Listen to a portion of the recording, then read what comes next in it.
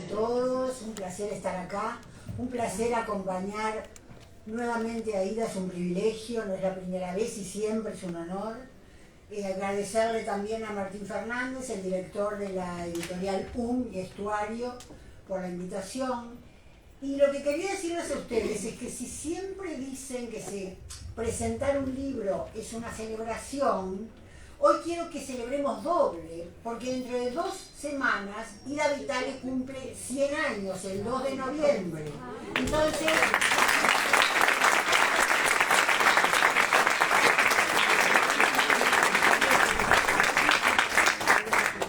es de la única cosa que no soy responsable. Pero igual queríamos darte esa muestra de cariño, de celebrar el cumpleaños por anticipado, que no todos los días se celebran los 100 años y no todos los días se celebran con una poeta como Ida Vitale, que además de tener la trayectoria que tiene y la cantidad de premios que ha ganado súper merecidamente, tiene también en su haber el premio Cervantes. Sin embargo, hoy no vamos a hablar de la poeta Ida Vitale. ¡Qué suerte! Vamos a hablar de la prosa de la poeta Ida Vitale. Un poco peor. Bueno, esto va a ser toda la noche así. La idea es que yo hable me pidieron eso, unos 15 minutos diciendo alguna cosa y luego empezaríamos, quizás, si tiene ganas Ida, a decir alguna de las cosas que yo sugiero. No se lo abrís, por favor. Sí. Yo no sé, porque si no, no va a poder. No, está bien, no se preocupe. Está bien, gracias. Bueno, ¿por qué la prosa de una poeta? Ida Vitale maneja con brillantez cualquier registro, siempre lo ha hecho, y nunca pierde su voz inconfundible. Tiene acostumbrado al lector a mudar de registros, y el que nos importa hoy es el de la prosa, que no es solo una prosa, sino que son diversas modalidades de la prosa. Ella ha escrito crítica literaria, ha escrito ensayos, ha escrito memorias, ha escrito homenajes, descubrimientos, reseñas particulares de algún escritor, visiones panorámicas. Y este libro del que vamos a hablar hoy, Resurrecciones y Rescates, es justamente una recopilación de una serie de esas prosas. Pero a eso vamos a llegar después. Porque yo insisto con esto de la prosa, y capaz que alguno de ustedes se pregunta, pero de la prosa, esta importancia que le va a dar esta mujer al hecho narrativo de la obra de Ida Vitale, ¿es que Ida Vitale habrá escrito alguna novela que no sepamos? No, Ida Vitale no escribió una novela, pero una vez le dijo a un periodista del Cultural de España una cosita, le dijo muchas cosas, pero les voy a leer a ustedes una cosita breve que dijo y es la siguiente. Escribir poesía no es lo que más me gusta. Me gustaría haber escrito una gran novela. Siempre me gustó más leer prosa que poesía. Y si no escribí novela, fue porque ya había leído a Tolstoy, por ejemplo. Así que más valía abstenerse. Así que ustedes ahora, esto lo dijiste en una entrevista. Ahora me dicen, no lo dije, sí lo dijiste en una entrevista hace tiempo. Y la sorpresa es eso, que Ida Vitale prefería leer novelas y que le hubiera gustado ser novelista. Digo esto porque todos pensamos en ella como la novelista, como la gran poeta, ¿verdad? Sin embargo, sí, no escribió novela, pero sí escribió pequeños relatos, escribió fábulas, escribió alegorías y todo lo que antes yo les estaba marcando. Además de hacer muchas traducciones, dedicar un buen esfuerzo de su vida a las traducciones del inglés, del francés, del portugués. Y ustedes saben que traducir un texto también es reescribir y es escribir un texto. O sea que varias son las modalidades de la prosa que ella de las que ha estado. En este libro, que es una selección del trabajo de una vida, del trabajo de más de 50 años, justamente de ensayos, de crítica literaria y de todo eso que yo les estaba diciendo, hay un ensayo, que lo van a encontrar en la página 189, un ensayo dedicado a su amigo y poeta admirado, por todos, y ensayista importante, que es Octavio Paz. Octavio Paz, que ella conoció junto a Enrique Fierro, su segundo marido, en el exilio mexicano, que los albergó, los cobijó, ellos trabajaron en los equipos de Paz, en sus revistas, en Vuelta, en Plural, después en Letras Libres, pero escribe un ensayo precioso, como todos sus ensayos, porque Ida tiene ese don de la libertad maravillosa que debe tener el ensayo, de esas conexiones que ella hace, que asombran al lector, para bien, de esa erudición permanente que parece no tener límites, pero que nunca cansa al lector porque conecta autores, escritores, fenómenos históricos, acontecimientos culturales, y parece que nunca tuviera fin la conexión. En ese ensayo que les decía y que se llama Intermitencias sobre Paz, Paz con mayúsculas por el apellido de Octavio, ella dice, este ensayo es de 1984. En este libro siempre aparece al final de cada texto el año en que se publicó por primera vez y el medio de revista o medio de prensa o el lugar o una revista académica donde se publicó el trabajo. Octavio Paz, que además de ser ese poeta y ese ensayista y amigo de Ida, también fue ganador del premio Cervantes, después ganó el Nobel, pero estamos a tiempo. Ella dice de Paz en ese ensayo precioso muchas cosas que a mí me hacen acordar mucho a ella. Yo diría que parece que estuviera hablando de ella, y le leo un pedacito así me oís mejor, no. ¿Me acerco más así? No, que resuena mucho. ¿Me alejo? ¿Acá? A ver, María. Salió el monstruo. ¿Qué te parece? Y sí. No, sacarlo, ¿no? No, prefiero que no grite el aparato. Ah, bueno. A ver, así, Ida, así como va. Así no va muy bien. Acá cómo va. Regular. Acá. No. Es que la técnica a veces. Algo acopla, no sé qué puede ser. El señor se fue. Bueno, no importa. Tú confía en mí y después hablas tú y todos confiamos en ti. Lo que les decía que les iba a leer, que dice ella de Octavio Paz, pero que yo creo que podría decirse de ella, es lo siguiente. Atender solo a la poesía de Paz implicaría reducir el campo de una obra que ha ido creciendo vertiginosamente también en el ensayo, aplicándose a temas diversos que suponen un complemento insoslayable, los pasos de un pensamiento que acompaña los vuelos de una poesía.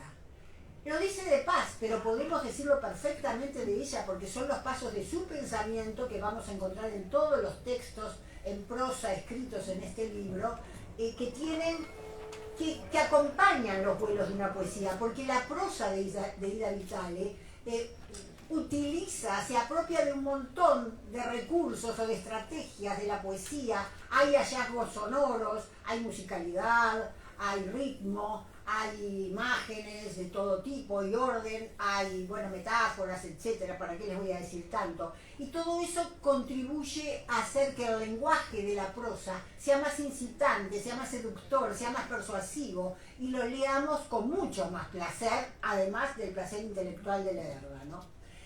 Una cosa que les quiero decir, hay un libro de 1994, la primera edición, después hay otras ediciones donde ella agrega algún texto, bueno, no importa. La primera edición es de 1994 y se llama Léxico de Afinidades. En ese libro encontramos, voy a interrumpir a ver si... Dice que no quiere. No, porque salía muy fuerte. Capaz, bien? es que acopla, capaz que calentar el No, me micrófono. acaba de decir el hombre que le saca Bueno, el bueno. El pitido es de la Ya. No. Dice el señor que sería bueno sacar el auricular, porque acopla el auricular con el audífono. Es que si me lo quito es mejor, que resuena mucho. Bueno, Sí, seguimos. sí, sí. ¿Tú confías? Sí. Aprovecho de decir de todo.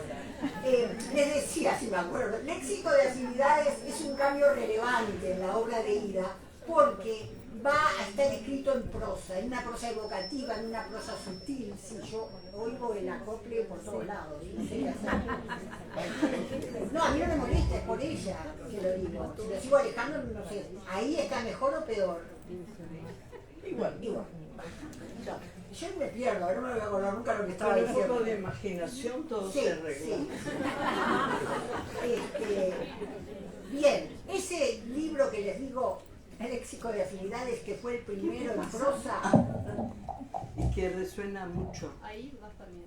Bueno, abrió el camino a una serie de libros de prosa. Ustedes quizás los tienen, los leyeron, y yo estoy hablando de más, insistiendo en los libros de prosa, pero creo que se lee mucho más a Ida como poeta y que mucha gente no conoce los libros en prosa. Y hay un montón, fíjense, en Estuario mismo se han publicado, no solamente el que presentamos hoy, que es el último, sino también Donde vuela el camaleón, de plantas y animales, el ABC de Biobú, bueno, el léxico de afinidades que nombré antes, están todos acá en el stand de todos lo pueden encontrar allí, y todos son distintos.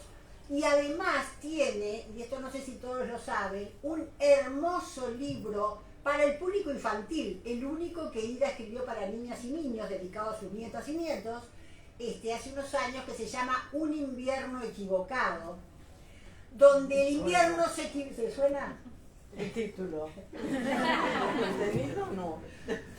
En un pueblito que está perdido por ahí, que nadie conoce, el invierno se equivoca y llega en mal momento, y entonces los hombres, las mujeres, la fauna, la flora, los músicos, hay muchas de esas cosas que Ida siempre vuelve, como la botánica, los pájaros, las plantas. Ese libro es precioso, lo pueden encontrar, ese no está publicado por Estuario, hablamos de la competencia, pero lo publicó Topito Ediciones, del escritor argentino que vive en Uruguay, Manuel Soriano, y lo encuentran en el local de Escaramuza. Tiene unas ilustraciones hermosas de María Flo, es un regalo precioso para niños y niñas. Y el último que cito, para que vean la cantidad que tenemos escritos en prosa, son las memorias mexicanas de Ida y Enrique en la década que pasaron en el exilio en México, de 1974 a 1984. Esas memorias mexicanas escritas en primera persona, memorias autobiográficas, que se llama Shakespeare Pagas, el libro, y que en breve lo va a publicar Banda Oriental en su colección Lectores. Todos esos son libros de prosa que ustedes pueden acceder. ¿Interrumpo para alguna prueba? Gracias.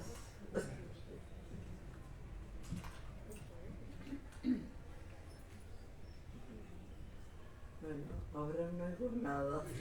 No estoy hablando. Pero cuando hablo capaz que es muy fuerte, yo tengo mucho. ¿Me ¿Se alejo? puede bajar un poco? Ah, ¿cómo no? Sí. A ver ahí, Ida, ¿cómo estamos ahí? Sí. Seguimos con la imaginación. ¿Más fuerte quiere? Sí. Un poquito Más más fuerte. fuerte. Muy bien. No, pero la oigo, sí, creo. ¿Así? Creo. Si no, prueba un poco acá. ¿Sabe lo que? A veces póngase un solo oído. Haga así. Así le caso. A ver, yo hablo. A ver, probate un solo oído. Uno solo. Qué lío. Estos aparatos siempre estorban. Siempre. A ver, bueno, te pusiste los dos de nuevo. Seguimos sin Yo nada. te oigo natural. Al natural. Bueno, Yo trato de... Sí, sí. No hay problema. Sí. Ya, Bueno, Cualquier cosa lo tiene acá. no se preocupe. Bárbaro. estamos. Yo había preparado, pero ahora todo ya se fue a una pequeña historia de cómo Ida empieza muy jovencita a escribir notas críticas en revistas de acá, y cómo fue después, digo, desde la revista Clinamen, cuando ella era estudiante de Facultad de Humanidades, que funda y codirige con Ángel Rama, que sería su primer marido, y con Manuel Claps, y con Víctor Bacheta, y hay otros escritores en la vuelta allí. y cómo a partir de ahí después se escribe En Marcha, después se escribe en el diario Época, después quiero decir, empieza a corresponderse en su vida la producción poética propia, la escritura de su poesía y la lectura de la poesía de los otros. Y ahí entonces es que se va dando la obra inmensa que tiene Ida y que es menos conocida quizás por quienes no están muy en la cosa, de crítica literaria y de ensayista. Como todo esto se me fue un poco de las manos, como se imaginarán, me parece que lo mejor, Ida, es... Yo anoté acá, previendo algún problema de comunicación entre nosotras, anoté acá algunas cosas que tú mencionás en este libro y que si tenés ganas me gustaría que hablaras. Por ejemplo, mira, ¿sabés quién cumpliría 100 años hoy? A un autor que a ella le gusta muchísimo, le importa y que aparece acá y que es Italo Calvino. Hoy cumpliría 100 años, murió con 61, fíjense qué joven murió. Entonces quería que empezaras hablando, y yo dejo todo lo que iba a decir porque ya es demasiado interrumpido su lío, alguna cosa de las que por acá decías de Italo Calvino o de las que quieras sobre Italo Calvino. ¿Te parece bien? ¿En ese libro? En tu cabeza y en tu corazón. Ah, en mi cabeza sí. Bueno, uno vive admirando a escritores que no conoce. Y Calvino lo descubrí muy temprano, como muchos de ustedes quizá, y lo admiré siempre. Hubiera querido, uno siempre piensa que quiere conocer a algún escritor. Bueno, yo hubiera querido conocer a Calvino. Porque, no sé, todo en Calvino para mí era perfecto. Sus temas, su manera de escribir. Bueno, supongo que eso depende mucho de cada uno y también de las circunstancias. Pero la verdad es que uno se acostumbra a mirar muchos Europa y Europa no siempre ofrece una imagen pareja, invariable. Hay escritores que no me gustan, por más que pueda admirarlo, porque eso es una cosa distinta. Uno puede admirar mucho a alguien, digamos, objetivamente, porque valoriza lo que ha escrito, porque tiene en cuenta las dificultades que superó.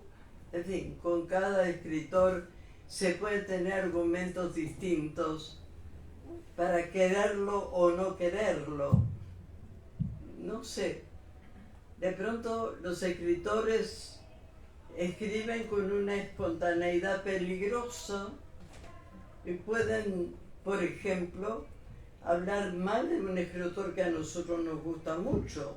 Eso ya plantea un choque inicial que puede ser o no superado.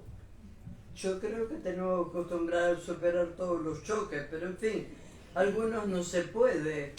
O consideramos que no está bien proponérselo tampoco.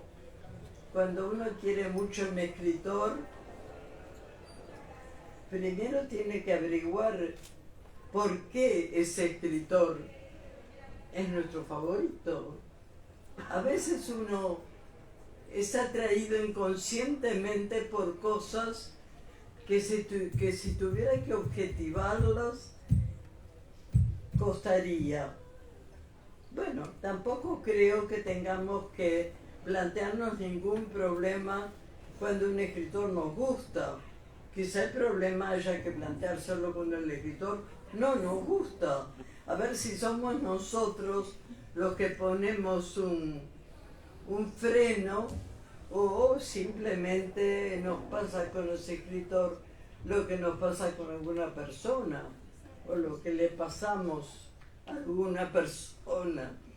Bueno, esto es una cosa tan personal y tan además de cada momento. A veces, sobre todo los que tenemos o hemos tenido una familia más o menos inquieta, en el sentido de que aspiran a intervenir en nuestros gustos y entre nuestras lecturas, que puede estar bien o no estar bien, nunca se sabe. A veces el hijo sale leyendo mejor que el papá o la mamá, el hijo o la hija. Bueno, sobre todo que la literatura es una cosa tan de edad, de circunstancias, de momento. A veces queremos tener la total confianza en lo que dice el autor y sin embargo hay algo que puede ser el gusto del autor que no nos va totalmente. Eso, un lector y un autor van a tener la misma relación que dos seres humanos cualquiera. Quizá, claro, hay un cierto prestigio, no siempre justificado, en que porque alguien publicó un libro o publicó un artículo, por el hecho de que lo que dijo está impreso, adquiere un peso, un prestigio. Bueno, siempre ante un ser humano o ante una lectura tenemos que analizarnos nosotros también, ¿no? Bueno, eso nos pasa sobre todo a los que leemos un poco atropelladamente, de repente a una edad que no nos corresponde. Los libros tienen su edad como la tienen los lectores. Yo de chica había una biblioteca debajo del teléfono. El teléfono era muy concurrido, porque en general, por lo menos concurrido por mí, porque en lo general la gente de la familia prefería no atenderlo y me delegaban la responsabilidad de decir que no está. Bueno, esa cosa pasaba. Y bueno, ahí había una biblioteca que como yo estaba muy a cargo del teléfono, me tocaba también ver los libros que estaban abajo.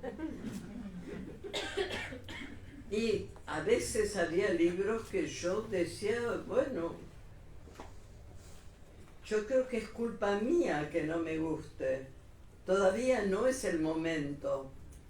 Tuve esa suerte, quizá porque había un tío que estaba un poco enfermo y estaba mucho en la casa y era muy paciente. Y yo le guardo un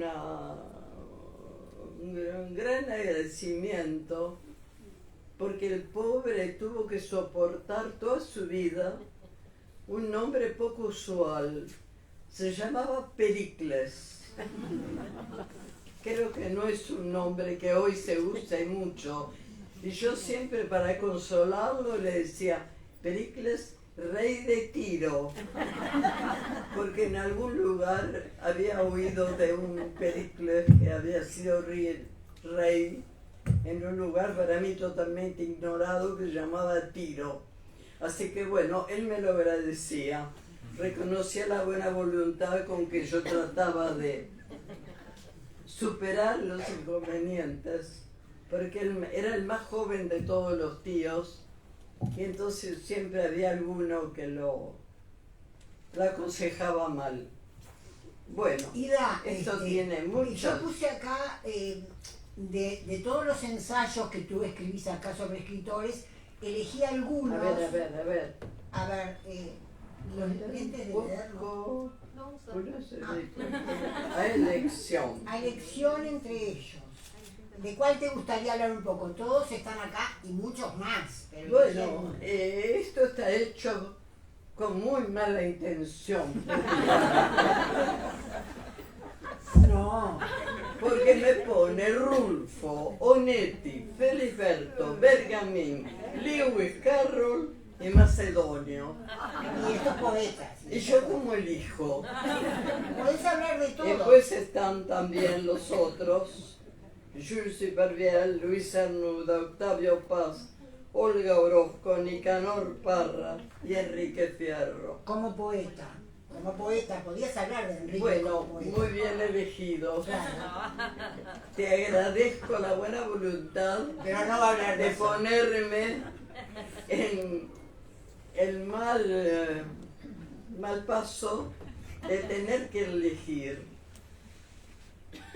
En realidad, uno elige los escritores siempre de una manera más que nada subjetiva. Siempre hay una explicación. Lewis Carroll y Macedonio. Macedonio me regocija mucho ver que tú también lo tratas como si fuera de la familia. Se trata de Macedonio Fernández, pero Macedonio es Macedonio para todo el mundo. Yo no lo conocí, y eso que estaba ahí en Argentina, en Buenos Aires. Bueno, todos ellos han estado muy cerca, no de mí, pero de mi entusiasmo, de mi cariño algunos, claro.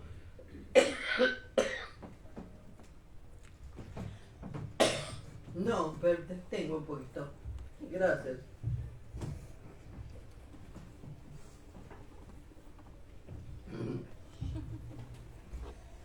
Bueno, quizá acá quede alguien que haya conocido a Bergamín. No, todos fueron menores que yo. Pero Enrique sí. Bueno, Bergamín fue alguien muy importante acá.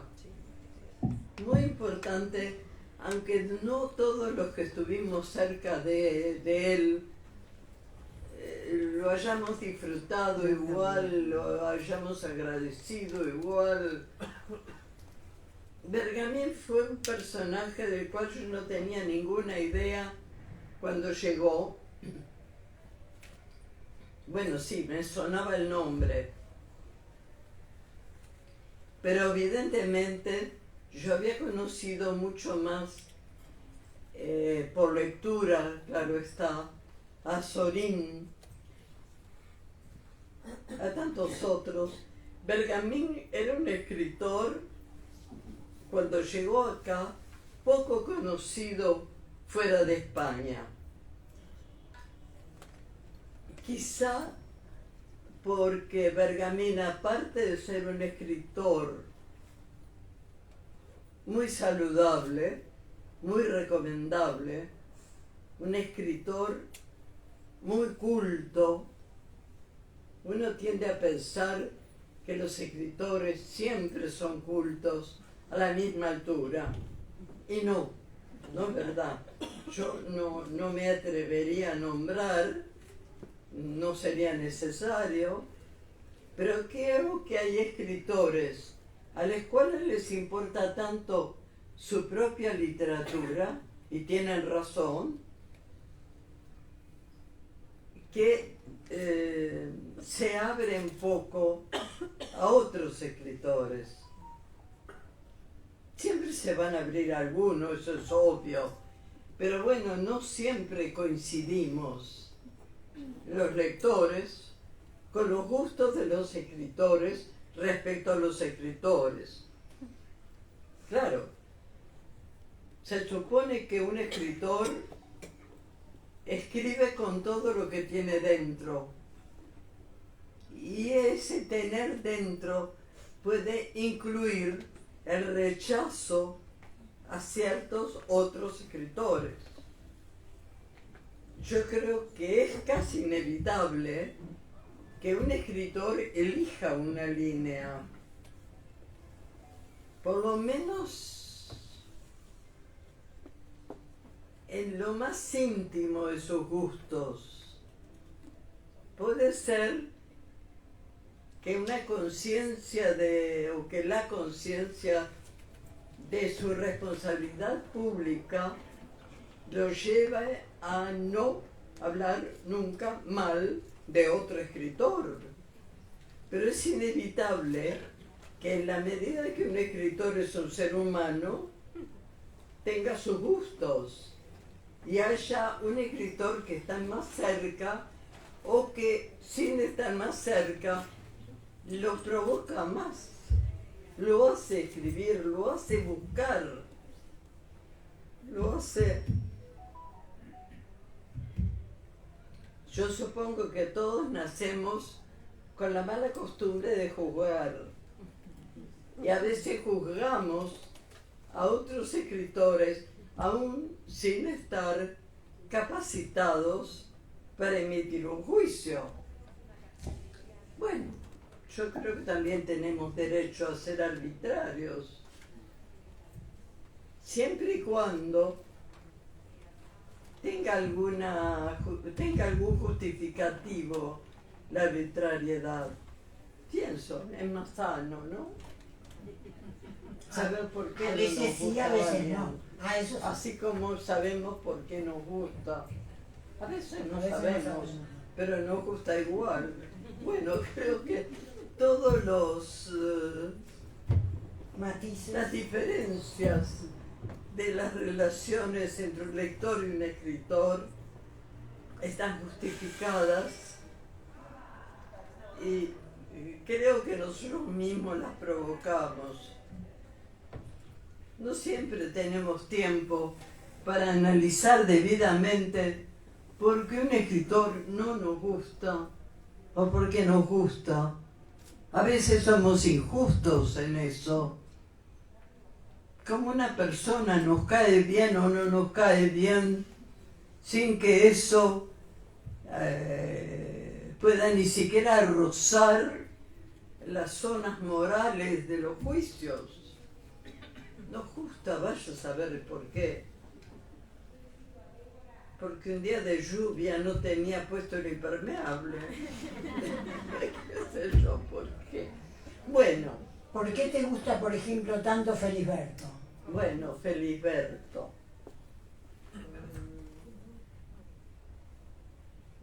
Creo que Felisberto me gustó siempre, porque hay escritores que no siempre hay una relación de capacidades. El lector y también en el escritor. El escritor quizá no escriba para todos, de la misma manera que el lector no va a aceptar a cualquier escritor. Tenemos gustos. Nos gusta el verde y no nos gusta el violeta. Qué sé yo, en todo hay una inclinación que debe tener alguna remota justificación.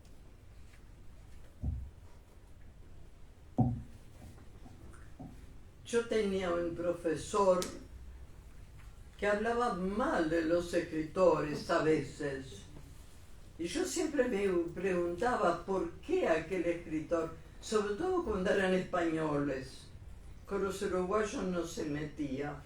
Pero, y yo siempre me quedaba preguntando, bueno, pero ¿es legítimo que uno acepte?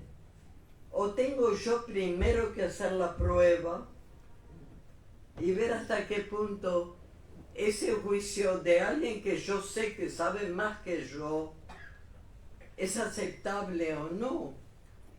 A veces los juicios no tienen nada que ver con el mucho saber o el no saber. Es que un escritor toca algo en uno o no lo toca. A veces somos nosotros que estamos esperando que el escritor se acerque. El escritor no nos tiene en cuenta, le está hablando de sus cosas. Somos nosotros que tenemos que hacer el esfuerzo de meternos en camisa de 11 varas. Bueno, creo que me fui del tema, y el tema era Bergamín. No. Y después Feliberto y cualquiera de ellos. ¿No tenés ganas de hablar de la poesía de Enrique?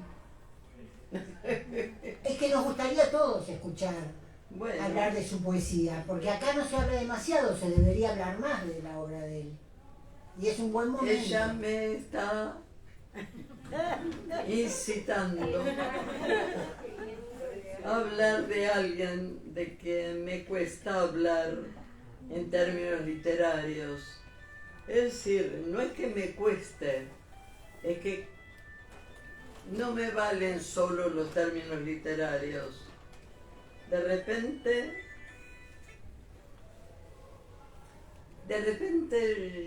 yo me sentí frente a Enrique Fierro, que después fue mi marido, más inclinada a juzgarlo que a otros escritores, porque lo conocí primero como escritor que como ser humano, y eso lleva después, cuando uno conoce al ser humano, trata de ver si hay coincidencia o no, y a veces las coincidencias no están a la vista, no son superficiales. Bueno, ella, todos los que me puso son más o menos escritores que admiro. Quiero decir que escribo, que admiro más o escribe. Bueno, ella puso antes que nada Jules Supervielle, que tiene una ventaja, creo que respecto a casi todos, y es que yo lo leí muy joven. Fue de los primeros escritores que leí en francés, porque en casa estaban, bueno, había francés clásico, y eso esperó mucho para que yo llegara, pero con Supervielle hubo un contacto. No quiero pensar que es porque Supervielle en parte era uruguayo. Yo cuando lo leía no lo sentía uruguayo. Pero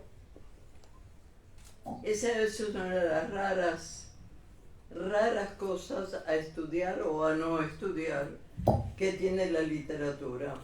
Porque hay escritores que nos pueden rechazar de entrada, aunque cuando los analicemos no haya nada que pueda implicar un rechazo. Pero hay algo, sin embargo, que se nos escapa, que bueno, voy a insistir un poco más adelante. Bueno, eso nos pasa sobre todo al que empieza a leer de muy joven. En casa, debajo del teléfono, había una colección de libros clásicos, es decir, libros que ya nadie leía, que es una de las acepciones posibles de clásicos. Los libros, a veces los libros que nos enseñan en el liceo, si tenemos suerte, o en la escuela si tenemos más suerte todavía, nos acercan definitivamente. Nunca revisamos esas lecturas, o si las revisamos es para confirmarlas. Supongo que en el caso de cada uno hay un escritor que fue favorecido especialmente en un momento, sin necesidad de alguien que nos dijera, es bueno. Simplemente algo leímos que nos tocó simultáneamente, puede ser, con algo leído que no entendimos. A veces no entender es muy útil.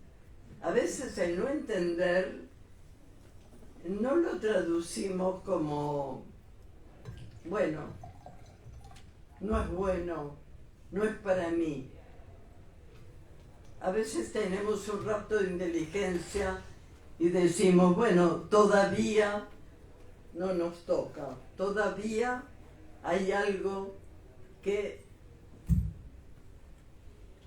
nos falta para llegar. A veces es la lectura de otro autor, aunque los escritores no están puestos en escalones o en cursos. A veces estamos más cerca de uno que de otro que no terminamos de entender bien. O de pronto ese que no terminamos de entender bien es el que nos insiste, nos busca. Bueno, cada uno debería decir cuál es su escritor favorito. Me estoy extendiendo mucho. No, yo pregunté, pero estamos bien. Estamos bien. Sí, Estamos bien. Feliberto Hernández. Es el man optimismo. Te reclaman a Feliberto. Me encantaría que contaras la anécdota con Arreola, de Feliberto y Arreola. No te entiendo. No importa, Feliberto. No, sí importa. Si pudieras contar la anécdota de Juan José Arreola y Feliberto, si te acordás. En el libro está, si no la pueden leer acá. Feliberto, ¿hay algo escrito ahí sobre Feliberto? Sobre todos ellos y muchos más. Bueno, la verdad que Feliberto me llamaba la atención porque lo sentía distinto de todo. No sé si él lo... Bueno, es que uno empieza a leer de repente cosas que no son las que después nos van a seguir gustando. Son los libros que están en la casa y a veces nos marca y a veces no.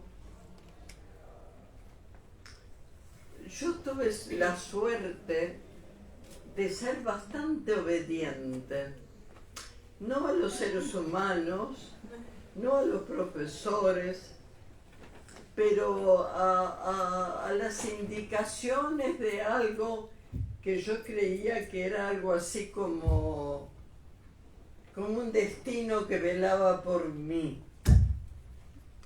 Qué lujo, ¿no? Pero yo a veces preguntaba, ¿por qué este libro no lo leo? ¿O por qué lo agarro, lo empiezo y lo dejo? En general yo era vanidosa y entonces pensaba, la culpa es del libro, no de mí. Yo estoy dispuesta a leerlo. Y volvía y el libro nones. Claro, uno a veces se conforma con leer que le toque un poquito del libro, pero después aprende que un libro dio mucho trabajo y que no nos toca elegir esto sí, aquello no, que la cosa se va a cumplir, se va a relacionar realmente cuando nosotros seamos capaces. Bueno, claro, eso no quita que haya libros que no hayan sido escritos para nosotros o que nosotros no hayamos llegado todavía a esta altura, nunca, a la capacidad de leer ese libro. no todos los libros están escritos para todas las edades, ni para todas las vidas. A veces hay cosas que nos alejan de los libros. Yo veía a mi abuela leer mucho, siempre un libro. Y yo le decía, ay abuelita, hay otros. Pues yo pensaba que ella no terminaba de entender ese libro y estaba empecinada a leerlo. Y ella me decía, no, si ya cuando tenga de leer alguno de aquellos lo voy a leer, pero es que ahora quiero leer este libro. Y no me explicaba por qué, obviamente. Bueno, esas cosas las vuelven a pasar toda la vida. Hay libros, a veces simplemente es porque están traducidos. A veces porque no están bien traducidos, que también ocurre. A veces porque nos lo dieron en el momento que no correspondía o porque lo agarramos cuando no debía. En casa había mucho libro de pedagogía porque yo me crié con una tía muy famosa en su momento, muy buena directora de escuela, y yo asociaba o pensaba que todos los libros que estaban en la casa estaban todos para leer en cualquier momento. Y un día abrí una puerta que todavía no había abierto. Resulta que todos los libros eran de pedagogía. Pero yo no sabía que era eso. Me puse a intentar leerlos también. Creo que después, por mucho tiempo, no agarré un libro. Porque claro, no porque estuviera en contra de la pedagogía, sino porque no era mi momento. Es el momento ahora. Es el momento. Han tenido una infinita paciencia. Y acá no contestó nada, pero igual todos quedaron muy satisfechos y contentos. Y le volvemos a desear para los que llegaron tarde muy feliz cumpleaños para el 2 de noviembre.